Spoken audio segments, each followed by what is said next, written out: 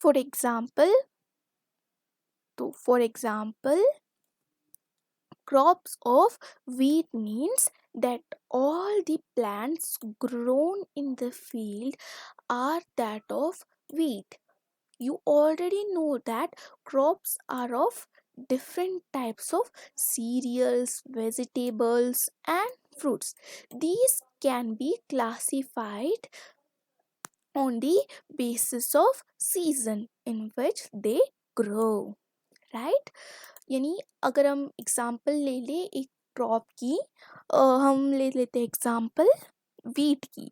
Crops of wheat मतलब जो कि वीट की लार्ज स्केल में एक ही प्लेस में सिर्फ वीट की जो प्लांट्स उगाए जाते हैं उसे हम कहते हैं crops of wheat. You already know that कि आप जानते हो कि क्रॉप्स मतलब सिर्फ सीरियल्स? नो, क्रॉप्स मतलब उसमें सीरियल्स, वेजिटेबल और फ्रूट्स भी ग्रो होते हैं। और this can be classified on basis off season. Season के बेसिस पे हम क्रॉप्स को जो डिफ्रेंशिएट कर सकते हैं। India is a vast country. The climatic condition like temperature, humidity, and rainfall vary from the region to another region. Accordingly, there is a rich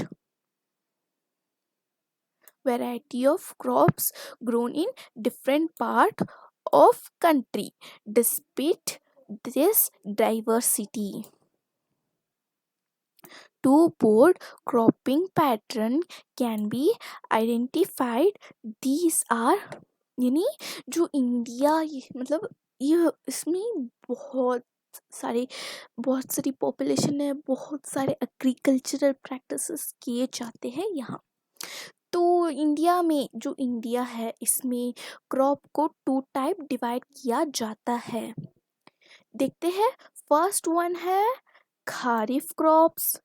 यानी kharif crops का मतलब होता है the crops which are sown in the rainy season are called kharif crops. The rainy season in India is generally from June to September. Paddy, maize, soya bean, groundnuts, and cotton are kharif crops. जो plants rainy season में उगाया जाता है उसे हम India में kharif crops कहते हैं। यानी रेनी सीजन जो है वो किस मंथ से किस मंथ तक होता है? चलो बताओ कि आप कमेंट सेक्शन में ज़रूर बताना कि किस सीज़न से किस सीज़न तक रेनी सीजन होता है। मैं बता दूं, रेनी सीजन जून से लेकर सितंबर तक होता है। और इसकी सम एग्जांपल्स यहाँ पे गिवन है like paddy, maize, soybean, groundnuts and cotton are kharif crops. ये पैडी का मतलब होता है यानी राइस, पैडी का मतलब होता है राइस। राबी क्रॉप्स, सो 2 टाइप्स है क्रॉप्स में, 2 टाइप्स है, एक तो है खरीफ क्रॉप्स और दूसरा है राबी क्रॉप्स। राबी क्रॉप्स का डेफिनेशन देखते हैं। The crops grown in the winter season October to March are called kharif crops. Example of rabi crops are wheat, gram, pea, mustard। मतलब इस सेंटेंस का मतलब होता है कि एंड लीन सीड, राइट।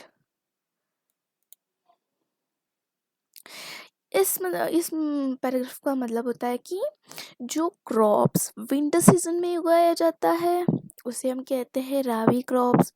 चलो अब बताओ मुझे कि विंटर सीजन किस मंथ से लेकर किस मंथ तक होती है?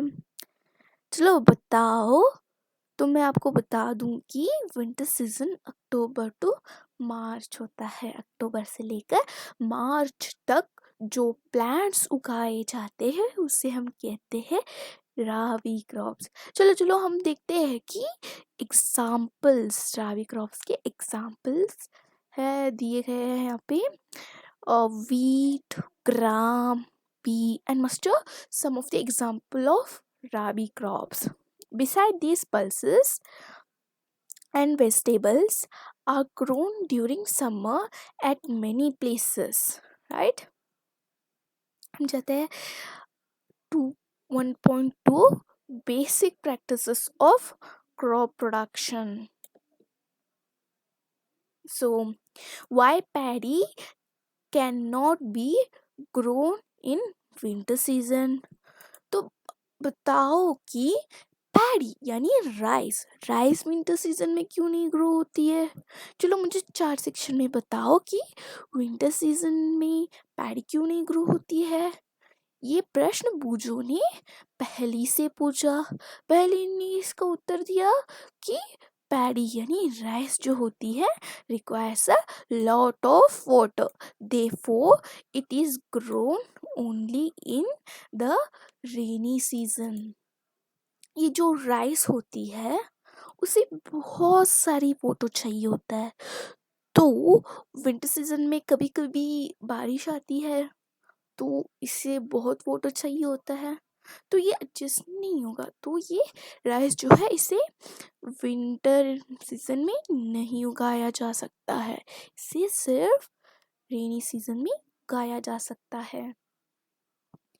Cultivation of crops involve several activities undertaken by farmer over a period of time.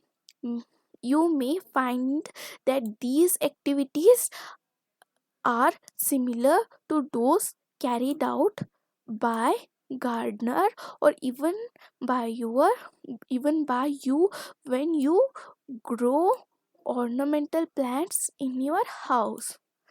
These activities or tasks are referred to as agricultural practices which are listed below. यानी इस paragraph में ये दिया गया है कि प्लांट्स जो हम कल्टीवेट करते हैं ना, जो फार्मर्स यानी जो आपके घर के गार्डनर करते होंगे, लाइक यानी पहले डिगिंग करते हैं, फिर सीड्स डालते हैं, फिर पानी डालते हैं उसे, फिर उसे ग्रो होने देते हैं, उसे यानी उसे फर्टिलाइज़र डालते हैं, उसके बाद वो ग्रो हो जाती है। लाइक हम एग्ज़ाम्पल ले रहे हैं एक फूल की।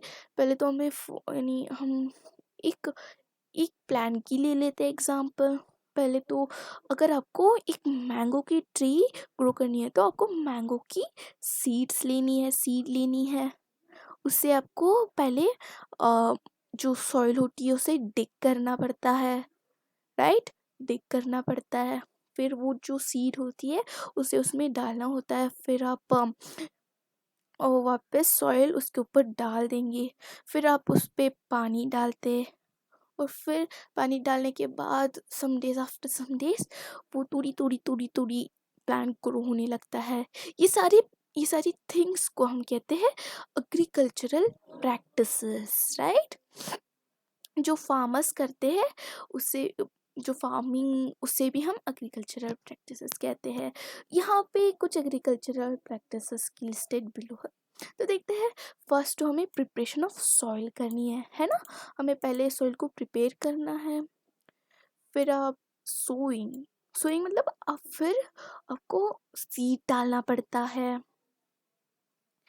Then adding manure and fertilisers, फिर उसे फर्टिलाइज करना पड़ता है। प्लांट अच्छे से ग्रो होने के लिए हम उसे फर्टिलाइज करना पड़ता है, एंड देन इरिगेशन, उसे पानी डालना पड़ता है, and protecting from weeds, protect करना होता है, और दूसरे प्लांट से प्रोटेक्ट करना होता है।